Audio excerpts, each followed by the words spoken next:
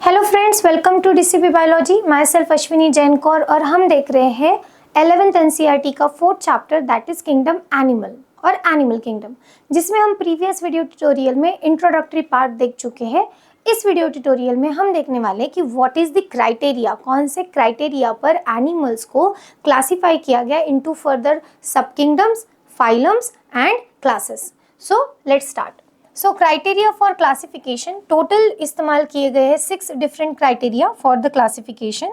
So the very first criteria is level of organization. Okay, the very first criteria is level of organization. It means कि body बनती कैसे है, cell से बनी हुई है या सेल ने ग्रुप करके टिश्यू बनाया है, टिश्यू ने ग्रुप करके ऑर्गन बनाए हैं क्या, ऑर्गन्स ने ग्रुप कर ऑर्गन सिस्टम बनाई है या नहीं, इन्हें हम कहेंगे लेवल ऑफ ऑर्गेनाइजेशन, जिसे ग्रेड ऑफ ऑर्गेनाइजेशन भी कहा जाता है. सेकेंड होता है सिमेट्री.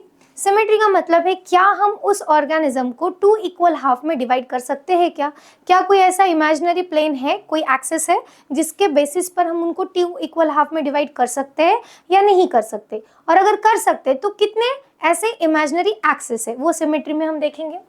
जर्म लेयर ये एम्ब्रियोलॉजिकल कंडीशन या फिर ड्यूरिंग एम्ब्रियोजेनेसिस, जब एम्ब्रियो डेवलप करता है तब की एक लेयर फॉर्मेशन होती है. तो इनके पास कितने लेयर्स है ये यहाँ पे हमें पता चलेगा. उनके पास बॉडी कैविटी है, और अगर है तो कैसे बनी हुई है, और या फिर नहीं है, ये इसमें पता चलेगा. बॉडी सेगमेंटेशन में उनके बॉडी को क्या पर्टिकुलर यूनिट्स में क्या कर रखा है, सेगमेंटेड कर रखा है या नहीं, ये बॉडी सेगमेंटेशन का क्राइटेरिया होता है. And the presence and absence of notochord. ऐसे 6 डिफरेंट क्राइटेरिया के बेसिस पर सारे ऑर्गेनिज्म को सब kingdoms, phylums and the classes में डिवाइड किया है. So let's start in detail with very first, that is level of organisation.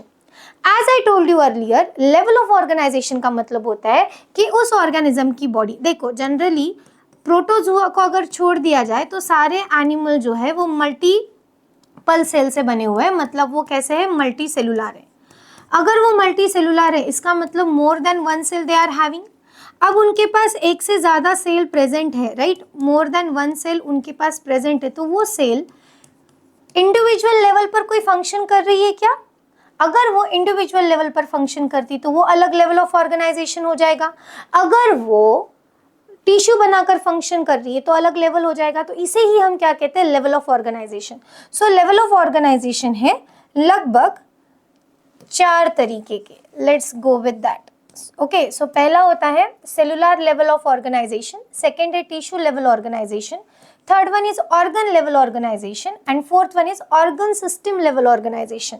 So let's start with the very first, that is the cellular level organisation. अब हम किसकी बात करने वाले हैं, हम बात करने वाले हैं सेलुलर लेवल ऑफ ऑर्गेनाइजेशन की. नाउ जब हम बात कर रहे हैं सेलुलर लेवल की, तो सेलुलर लेवल में होता क्या है, उस ऑर्गेनिज्म को, ऑफ कोर्स वो मल्टी सेलुलर ऑर्गेनिज्म है, बट उसके सेल्स ने ग्रुप बनाकर टिश्यू फॉर्म नहीं किया है. सेल्स इंडिविजुअल लेवल पर ही क्या कर रही है, इंडिविजुअल लेवल पर ही सर्टन फंक्शन परफॉर्म कर रही है. क्या कर रही है, वो सर्टन फंक्शन परफॉर्म कर रही है. ऐसे ऑर्गेनिज्म को हम क्या कहेंगे, सेलुलर लेवल ऑफ ऑर्गेनाइजेशन. इसका एग्जांपल है हमारे पास मेंबर्स ऑफ पॉरीफेरा. पॉरीफेरा ये फाइलम है नॉन कॉर्डेट्स का. उसके जो मेंबर्स है उनके सेल्स जो होते हैं, जैसे कि different cells are going to perform a different function, जैसे रेस्पिरेशन हो गया, डाइजेशन हो गया, यूटिलाइजेशन ऑफ न्यूट्रिएंट्स हो गया, एक्सक्रीशन हो गया. तो सेल के लेवल पर वो जो भी लाइफ प्रोसेसेस के फंक्शन है वो सेलुलर लेवल पर चल रहे. तो ऐसे ऑर्गेनाइजेशन को हम क्या कहेंगे, सेलुलर लेवल ऑफ ऑर्गेनाइजेशन या फिर सेलुलर ग्रेड ऑफ ऑर्गेनाइजेशन. ठीक है, यहाँ तक आप लोगों को समझ में आ गया. अब सेलुलर ग्रेड ऑफ ऑर्गेनाइजेशन के बाद में नेक्स्ट जो ग्रेड आता है ऑर्गेनाइजेशन का, वो है that is the second cell tissue level organization. now cell tissue level organization का क्या मतलब होता है, जब सेल ग्रुप कर रहे, ठीक है, उन्होंने ग्रुप किया और ग्रुप करके टिश्यू बनाए, और वो टिश्यू रिस्पेक्टिव फंक्शन परफॉर्म कर रहा है. ठीक है, वो टिश्यू रिस्पेक्टिव फंक्शन परफॉर्म कर रहा है, तो उसे क्या कहा जाएगा, उसे कहा जाएगा सेल टिश्यू लेवल ऑर्गेनाइजेशन। क्या कहा जाएगा उसे? Cell tissue level organization. इसका एग्जाम्पल हमें मिलता है नाइडेरिया। नाइडेरिया के जो ऑर्गेनिज्म है, देखो उन्होंने माउथ, एंडोडर्म, गैस्ट्रोवेस्कुलर कैविटी ऐसे स्ट्रक्चर बनाए हुए, राइट। तो ये जो स्ट्रक्चर बने हुए हैं, ये स्ट्रक्चर हमें क्या शो करते हैं कि भाई इनके पास क्या प्रेजेंट है? टिश्यूज प्रेजेंट है। टिश्यू ने ग्रुप करके अभी तक ऑर्गन नहीं बनाए, सिर्फ टिश्यूज ही प्रेजेंट है और वो tissue individually respective function perform कर रहे हैं। तो ये कौन हो गया? ये हो गया सेल टिश्यू ग्रेड ऑर्गेनाइजेशन या cell tissue level organization. Now after cell tissue level organization next जो आता है वो आता है टिश्यू ऑर्गन लेवल ऑर्गेनाइजेशन। कौन सा? Tissue organ level organization. इसमें क्या हुआ होगा फिर?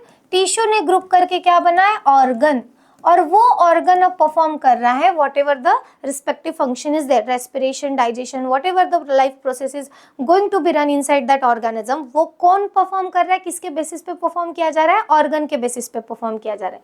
इसका एग्जाम्पल है हमारे पास प्लेनेरिया। ओके, प्लेनेरिया क्या करता है? देखो उसके पास ऑर्गन प्रेजेंट है, माउथ है, आई है, फेर्निक्स है, नर्व कॉर्ड क्या होती है हम देखेंगे, गैंग्लिया है। सो ये ऑर्गन्स जो है वो फंक्शन परफॉर्म कर रहे हैं। तो यहाँ पे ऑर्गन लेवल आ गया। क्या आ गया यहाँ पे? ऑर्गन लेवल ऑर्गेनाइजेशन आ गया। अब नेक्स्ट आती है बारी किसकी? ऑर्गन सिस्टम ग्रेड ऑर्गेनाइजेशन की। किसकी बारी आएगी? अब ऑर्गन सिस्टम ग्रेड ऑर्गेनाइजेशन की। इसमें क्या रहेगा? ऑर्गेनिज्म में ऑर्गन सिस्टम्स बनाएंगे। क्या बनाएंगे? ऑर्गन्स सिस्टम्स बनाएंगे, जैसे कि डाइजेस्टिव सिस्टम है, नर्वस सिस्टम है, सर्कुलेटरी सिस्टम है, एक्सक्रीटरी सिस्टम है। तो क्या बनाएंगे? सिस्टम्स बनाएंगे। जैसे कि इन दी ह्यूमंस, ह्यूमन में क्या होता है? ह्यूमन में कितने सिस्टम्स है? We have 12 systems. कितने सिस्टम है हमारे पास? 12 सिस्टम। तो डिफरेंट ऑर्गन्स ने मिलके क्या किया है? 12 सिस्टम्स बनाई हुई है। Now let's recap and understand this concept with a very simple example. मान लो कि तो मान लेते हैं कि मैं एक इंडिविजुअल फर्म रन कर रही हूँ, ठीक है। एग्जाम्पल देख रहे हैं हम कि कैसे हम सेलुलर ग्रेड ऑर्गेनाइजेशन या टिश्यू ग्रेड ऑर्गेनाइजेशन इसको समझे। तो देखो अगर वो यूनिसेलुलर ऑर्गेनिज्म है ना, तो उसका प्रोटोप्लाज्म जो होता है वही सारा फंक्शन परफॉर्म करेगा। तो उसे हम प्रोटोप्लाज्मिक ग्रेड ऑफ ऑर्गेनाइजेशन कहते हैं, जो होता है इन दी प्रोटोजोआन, ठीक है। किंगडम प्रोटिस्टा के जो ऑर्गेनिज्म है उनमें ये होगा। अब हम बात करेंगे इसको एक एग्जाम्पल के साथ। मान लो कि मैं एक फर्म ऑर्गेनाइज कर रही हूँ, चला रही हूँ, और मैं अकेली ही सारा काम कर रही हूँ। तो क्या हो गया? ये protoplasmic grade organization, because I am only doing all the stuff, ठीक है। उसके बाद में मैंने कुछ लोगों को हायर किया। मान लो कि मैं एक जैसे डीसीबी बायोलॉजी है, ये यूट्यूब चैनल में इंडिविजुअली रन कर रही हूँ, ऐसा थोड़ी देर के लिए समझ लेते हैं। और ये चैनल जब मैं इंडिविजुअली रन कर रही हूँ, तो if I am only making biology lectures and I am hired someone to make the physics के lecture, किसी को maths के lecture के लिए hire किया और किसी को chemistry के lecture के लिए hire किया, तो now 4 peoples are there for a one YouTube channel, ठीक है। एक YouTube channel के लिए 4 लोग हैं, बट चारों लोग अलग अलग सब्जेक्ट पर आ रहे। तो ये क्या हो गया? सेलुलर ग्रेड ऑर्गेनाइजेशन की मल्टीपल पीपल तो है बट हर किसी का रोल अलग अलग है। तो ये हो गया सेलुलर ग्रेड ऑर्गेनाइजेशन। अब इसमें हमने क्या किया? केमिस्ट्री के टीचर और बायोलॉजी के टीचर मिलके केमिस्ट्री एंड बायो पढ़ा रहे। मतलब इसमें एक ही यूट्यूब वीडियो में आपको कुछ कंसेप्ट जो बायो केमिस्ट्री के कंसेप्ट है वो दोनों के थ्रू मिल रहे हैं। तो यहाँ पे क्या हो गया कि ग्रुप बनाया और वो ग्रुप एक पर्टिकुलर फंक्शन कर रहा है। बायो केमिस्ट्री के लेक्चर कौन ले रहा है? बायोलॉजी के टीचर भी और केमिस्ट्री के टीचर भी। तो ये हो गया सेल टिश्यू ग्रेड ऑर्गेनाइजेशन, ठीक है। अब क्या किया गया कि चारों भी जो टीचर्स है वो चारों टीचर्स ने मिलके how to do study, how to achieve the goal, इसके ऊपर एक वीडियो बना दिया। तो अब यहाँ पे चारों टीचर ने मिलके एक टिश्यू ने मतलब एक ऑर्गन बन गया, नहीं tissues are collecting an organ बन गया और उन्होंने एक पर्टिकुलर फंक्शन परफॉर्म किया। क्या बता रहे हैं आपको कि how to do study, how to achieve goal. तो ये क्या हो गया? ऑर्गन ग्रेड ऑर्गेनाइजेशन, मतलब ऑर्गन्स बने और उन्होंने काम किया। अब मान लेते हैं कि there is a certain number of organs, और वो सारे ऑर्गन्स मिलकर पूरा यूट्यूब चैनल डीसीपी बायोलॉजी का रन कर रहे हैं, जिसमें महेश सर है, टेक्निकल स्टाफ है, सारे लोग मिलके क्या कर रहे हैं, इस यूट्यूब चैनल को रन कर रहे हैं। हर कोई ग्रुप में काम कर रहा है और इंडिविजुअली भी काम कर रहे हैं। तो ये हो गया ऑर्गन सिस्टम ग्रिड ऑर्गेनाइजेशन। मतलब जैसे जैसे हम ऊपर ऊपर जाएंगे और ऑर्गेनाइजेशन में number of cells, tissues and organs gather होते जाएंगे, तो वैसे वैसे लेवल ऑफ ऑर्गेनाइजेशन भी बढ़ती जाएगी। और इसमें हमें फाइलम्स के साथ इसका सिंक्रोनाइजेशन काफी अच्छा दिखता है। That is very first phylum of non chordates is Porifera, and Porifera जो होता है वो सेलुलर ग्रेड ऑर्गेनाइजेशन दिखाएगा। सेकेंड है नाइडेरिया, नाइडेरिया दिखाएगा cell tissue grade organization. Cnidaria के बाद आते हैं प्लेटीहेलमिन्थिस, तो वो शो करते हैं organ grade, tissue organ grade organization. और उसके बाद आस्कहेलमिन्थिस, मोल्यूस्का वगैरह जितने भी आते हैं, फिर उसमें सिस्टम्स हमें दिखाई देती है, राइट। कॉर्डेट्स के पास तो सिस्टम्स है ही। तो अगर आप सीक्वेंस से फाइलम को याद करोगे तो आपको आसान जाएगा ये याद रखने के लिए कि लेवल ऑफ ऑर्गेनाइजेशन कैसे बढ़ते जा रहा है।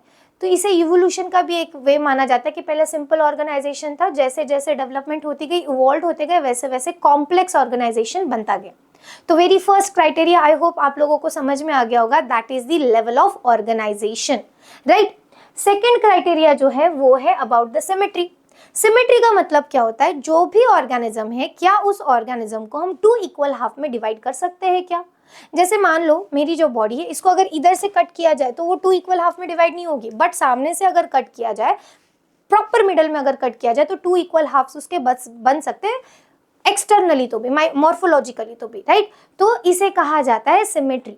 अब कुछ ऑर्गेनिज्म ऐसे होते हैं जो ऑर्गेनिज्म का शेप इरेगुलर होता है, जैसे कि अमीबा है या पॉरीफेरा के ऑर्गेनिज्म से उनका शेप इरेगुलर है, तो हम उनको 2 इक्वल हाफ में डिवाइड नहीं कर पाते। तो ऐसे ऑर्गेनिज्म को हम क्या कहेंगे, असिमेट्रिकल।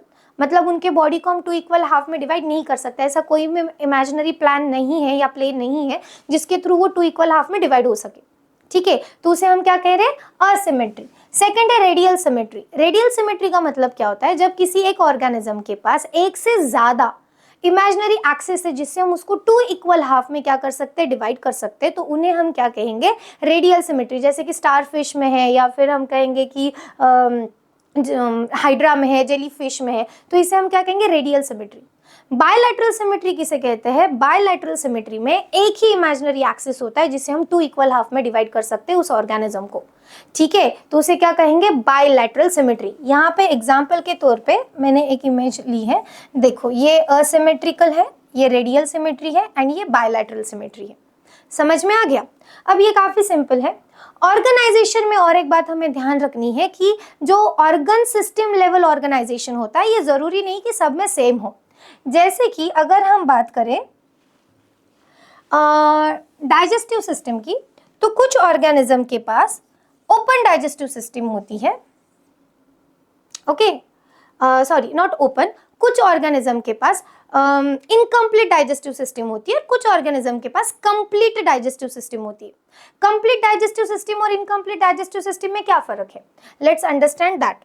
जो ऑर्गेनिज्म के पास एक ही ओपनिंग है for to take the food and to remove the waste material, मतलब उनके पास माउथ एंड एनस ऐसे 2 पार्ट नहीं है, एक ही ओपनिंग है जो माउथ का भी काम करता है और एनस का भी काम करता है, उसे हम कहते हैं इनकम्प्लीट, क्या कहेंगे हम उसे, इनकम्प्लीट डाइजेस्टिव सिस्टम। क्या कहेंगे हम उसे, इनकम्प्लीट डाइजेस्टिव सिस्टम। बट अगर किसी ऑर्गेनिज्म के पास माउथ अलग है और एनस अलग है, मतलब फूड लेने के लिए, इनगल्फ करने के लिए ओपनिंग अलग है और फीकल मैटर को रिमूव करने के लिए ओपनिंग अलग है, तो उन्हें हम कहेंगे complete digestive system, complete digestive system, ठीक है। तो अगर एक ही ओपनिंग है फॉर दी मतलब माउथ और एनस की एक ही ओपनिंग है तो उसे कहेंगे इनकम्प्लीट डाइजेस्टिव सिस्टम। अगर 2 ओपनिंग है तो उसे हम कहेंगे कंप्लीट डाइजेस्टिव सिस्टम, ठीक है। उसी के साथ साथ और एक फर्क हमें दिखाई देता है इन दी सर्क्यूलेटरी सिस्टम। देखो अब सर्क्यूलेटरी सिस्टम भी 2 टाइप की हो सकती है, open circulatory system and close circulatory system. Open circulatory system का मतलब क्या होता है, जिसमें जो ब्लड है वो डायरेक्टली बॉडी में पंप किया जाता है एंड ऑल द ऑर्गन्स और द टिश्यूज और the cell whatever the level of organization is there, वो उसमें क्या होगा, फ्लडेड होगा। मतलब ब्लड में ही जो टिश्यूज है वो फ्लडेड रहेंगे, उसे हम कहते हैं ओपन सर्कुलेटरी सिस्टम, जिसमें देखो आपको कैपिलरीज नहीं दिखते। बट क्लोज सर्कुलेटरी सिस्टम में ब्लड जो है वो क्लोज्ड ब्लड वेसल जैसे कि arteries, veins and the capillaries इसके थ्रू रन करता है। इसका मतलब टिश्यूज ब्लड के डायरेक्ट कांटेक्ट में कभी भी नहीं आते, तो उसे हम कहते हैं क्लोज्ड सर्कुलेटरी सिस्टम। कॉकरोचेस के पास ओपन सर्कुलेटरी सिस्टम है। बट अगर हम बात करें एनेलिडा, उसके बाद में ह्यूमंस, मैमल्स, एव्स, तो इनके पास क्लोज्ड सर्कुलेटरी सिस्टम है। अंडरस्टूड। तो हम लेवल ऑफ ऑर्गेनाइजेशन समझ चुके हैं, हम कुछ सिस्टम में क्या क्या डिफरेंसेस है वो समझ चुके हैं, and radial symmetry, bilateral symmetry and asymmetry किसे कहते हैं ये भी हम समझ चुके हैं। अब हमें देखना है अबाउट द सीलम। सीलम का मतलब होता है बॉडी कैविटी। सीलम का क्या मतलब होता है? Body cavity. तो सीलम को समझने से पहले हम समझ कर लेंगे अबाउट द जर्म लेयर, क्योंकि जर्म लेयर से हमें मदद होगी सीलम को समझने के लिए। ठीक है, now germ layer is can be of two type. अब पहले तो ये समझ के लेते हैं कि what we mean by germ layer. तो जब भी कोई जाइगोट फॉर्म होता है, वो जाइगोट ग्रो करता है इनटू द एम्ब्रियो। एम्ब्रियो में ग्रो करता है, वो सब में पहले फॉर्म करेगा मोर्यूला, फिर वो फॉर्म करता है ब्लास्ट्यूला, और फिर वो फॉर्म करता है गैस्ट्र्यूला। गैस्ट्र्यूला ये ऐसी स्टेज होती है जिसमें जितने भी एम्ब्रियो के सेल है वो लेयर में अरेंज हो जाते हैं। अगर ये लेयर में अरेंज होते वक्त दो लेयर बना रहे हैं सेल की, तो उसे हम कहेंगे डिप्लोब्लास्टिक। मतलब कितने लेयर बन रहे हैं? वो दो लेयर बना रहे हैं, तो उसे हम कहेंगे डिप्लोब्लास्टिक। आउटर मोस्ट लेयर को कहा जाता है एक्टोडर्म और इनर मोस्ट लेयर को कहा जाता है एंडोडर्म। ठीक है, और इसमें बीच में जो स्पेस प्रेजेंट होता है ना, वो स्पेस होता है मेसोग्ली। क्या प्रेजेंट होता है? वो मेसोग्ली। और अगर एम्ब्रियो ने 3 डिफरेंट लेयर फॉर्मेशन किया, that is the ectoderm, mesoderm that is the middle layer, and endoderm, तो उसे हम कहेंगे ट्रिप्लोब्लास्टिक। क्या कहेंगे हम उसे? ट्रिप्लोब्लास्टिक। ट्रिप्लोब्लास्टिक का मतलब क्या? Made up of 3 layer. कितने? ट्रिप्लोब्लास्टिक। नाउ देखो, एक्टो का मतलब होता है आउटर मोस्ट, डर्म का मतलब होता है लेयर, मीजो का मतलब होता है मिडल, डर्म का मतलब होता है लेयर, एंडो का मतलब होता है इनर, डर्म का मतलब है लेयर। तो इसका मतलब क्या? Outer most layer, middle layer and inner layer, ऐसे 3 लेयर्स अगर प्रेजेंट है, 3 लेयर्स अगर वो फॉर्म कर रहे ड्यूरिंग द गैस्ट्रुला फॉर्मेशन, तो उसे हम क्या कहेंगे? ट्रिप्लोब्लास्टिक। तो जर्म लेयर कितनी उनके पास? 3, और नेचर क्या है? ट्रिप्लोब्लास्टिक। बट अगर वो 2 ही लेयर में सारे सेल्स को अरेंज कर देते और वो 2 लेयर सेपरेट होती फ्रॉम द मीजोग्ली, तो उसे हम कहेंगे डिप्लोब्लास्टिक। और कौन सी 2 लेयर प्रेजेंट होती है उनके पास? Ectoderm and endoderm. समझ में आ गया? सो अब इसके बाद हम समझ के लेंगे, यहाँ पे डायग्राम भी है जो एनसीईआरटी के बुक से ली गई है। I will show you that diagram too, ताकि आपको ये कॉन्सेप्ट समझने में और भी आसानी हो जाए। सो हियर इट इज, देखो, innermost layer called as endoderm, middle mesoglea जो किसमें प्रेजेंट है? डिप्लोब्लास्टिक में। किसमें प्रेजेंट है वो? डिप्लोब्लास्टिक में। ठीक है, and this is the outermost layer called as ectoderm. यहाँ पे देखो आपको 3 लेयर दिखेंगे, एंडोडर्म, मीजोडर्म, एक्टोडर्म। अंडरस्टूड? समझ में आ गया? Now we are going to understand about the coelom. Coelom जो है, अगर देखो हमारे बॉडी में कैविटीज प्रेजेंट होते हैं, जैसे कि माउथ, ये कैविटी है, बहुत सारे डक्ट्स है। तो ये जो कैविटी है, ये कैविटी फॉर्मेशन होना या कैविटी का प्रेजेंस होना मतलब ही सीलोमेट होना। अगर किसी ऑर्गेनिज्म के पास कैविटी है ही नहीं, जैसे कि पॉरीफेरा के पास कैविटी नहीं है, तो हम उसे क्या कहेंगे? असीलोमेट। क्या कहेंगे हम उसे? असीलोमेट। अगर उसके पास कैविटी है बट वो कैविटी मीजोडर्म से नहीं बनी है। मीजोडर्म क्या होती है बताइए? मीजोडर्म ये मिडल लेयर होती है जो जर्म लेयर में प्रेजेंट रहेगी, राइट? तो अगर मीजोडर्म से, ये मीजोडर्म है, देखो ये मीजोडर्म है और उसमें गैप बनने की वजह से कैविटी जनरेट हो रही है, तो इसे हम क्या कहेंगे? सीलोम या फिर सीलोमेट। ऐसे ऑर्गेनिज्म जिनके पास बॉडी कैविटी ये सीलम मीजोडर्म से बनती है, तो उसे हम क्या कहेंगे? सीलोमेट या ट्रू सीलोमेट। बट अगर बॉडी कैविटी ये मीजोडर्म की वजह से नहीं बन रही है, कोई और रीजन है, जैसे एक्टोडर्म स्प्लिट हो रहा है या फिर एंडोडर्म स्प्लिट हो रहा है, उनके पास मीजोडर्म है ही नहीं और फिर भी बॉडी कैविटी बन रही, तो उन्हें हम कहते हैं सूडोसीलम। क्या कहेंगे हम उसे? सूडोसीलम या फिर सूडोसीलोमेट। क्या कहेंगे हम उसे? Pseudocoelomate. Understood this criteria? Afterward जो नेक्स्ट क्राइटेरिया आता है वो है अबाउट द बॉडी सेगमेंटेशन। आपने कभी अर्थवर्म को देखा है? अगर आप अर्थवर्म को देख चुके होंगे तो आपने पाया होगा कि उसके बॉडी पर एक पर्टिकुलर यूनिट्स आपको दिखाई देते हैं, लाइक दिस, ऐसे पर्टिकुलर सेगमेंट्स आपको दिखाई देते हैं और उनकी लेंथ लगभग सिमिलर ही होती है। तो ऐसे प्रेजेंस को हम क्या कहते हैं? सेगमेंटेशन। ऐसे यूनिट के प्रेजेंस को हम क्या कहते हैं? सेगमेंटेशन।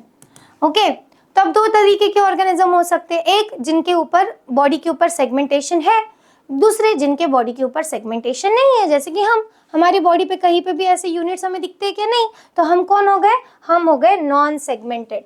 कैसे हो गए हम हो गए नॉन सेगमेंटेड, राइट। एंड जिनके पास बॉडी सेगमेंटेशन है वो क्या हो गया? Segmented body. Understood? Very simple. तो Annelida is example of segmented body and humans are example of non segmented body. अब आता है last criteria, that is the notochord. Notochord का क्या मतलब होता है? And there are two terms, notochord and nerve cord. तो नर्व कॉर्ड और नोटोकॉर्ड में फर्क है, दोनों में कंफ्यूजन मत कर लेना। नोटोकॉर्ड ये एक रॉड लाइक स्ट्रक्चर होता है जो पूरे बॉडी में प्रेजेंट होता है, ठीक है। वो कैसा प्रेजेंट होता है? पूरे बॉडी में प्रेजेंट होता है, एक बॉडी को वो सपोर्ट देने का काम करता है। एंड नर्व कॉर्ड ये ऐसा एक कॉर्ड होता है जो नर्वस सिस्टम से एसोसिएटेड है, जो इम्पल्सेस को ट्रैवल करने में मदद करता है।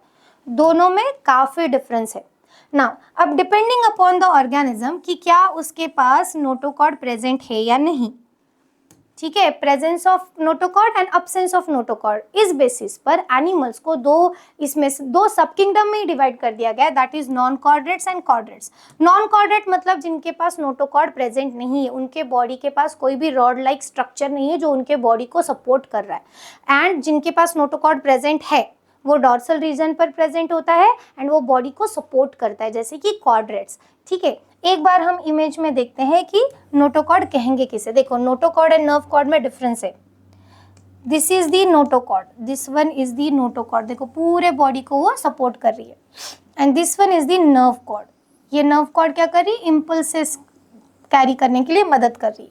बाकी की चीजें हम देखेंगे नेक्स्ट पैरामीटर। जब नेक्स्ट पैरामीटर देखेंगे तब हमें ये बाकी की चीज़ें, एंडोस्टाइल क्या होता है, गिल स्लिट्स क्या होता है, गोनाड्स क्या होते हैं, वो हम समझ के लेंगे। अभी आप इतना समझ लो कि जिस ऑर्गेनिज्म के अंदर नोटोकॉर्ड प्रेजेंट होता है उनको हम कहते हैं कॉर्डेट्स, एंड जिसके पास नोटोकॉर्ड प्रेजेंट नहीं होता है उन्हें हम कहते हैं non chordates. And presence and absence of notochord is the very first criteria to divide the kingdom animals into two sub kingdom, chordates and non chordates. Understood? तो यहाँ पे हमने 6 लेवल्स या 6 क्राइटेरिया स्टडी किए, जैसे कि very first level of organization, then the symmetry, then germ layer, body cavity, उसके बाद में segmentation and the presence and absence of notochord. I really hope कि यहाँ पे आपके कॉन्सेप्ट जो है रिलेटेड टू द क्राइटेरिया ये क्लियर हो गए होंगे। अगर नहीं हुए तो भी आप अपने कमेंट सेक्शन में जेन्युइन क्वेश्चंस लिख सकते हो, उसका आंसर करने की पूरी कोशिश की जाएगी। Okay, so here I am concluding this video. अगर आपको ये वीडियो अच्छा लगा है, नॉलेजेबल लगा है तो इसे लाइक कीजिए, अपने फ्रेंड्स के साथ शेयर कीजिए। अगर आप डीसीपी बायोलॉजी पर न्यू हो तो चैनल को सब्सक्राइब कीजिए एंड नोटिफिकेशन के लिए बेल आइकन को प्रेस कीजिए, क्योंकि हम नेक्स्ट इसमें देखने वाले हैं about the chordates and non chordates, उसमें फ़र्क क्या है और कौन से फाइलम है, और फिर सारे फाइलम्स को इन डिटेल में हम पढ़ेंगे। ओके, सो तब तक के लिए be healthy, wealthy, peaceful, study well and smartly. Bye bye.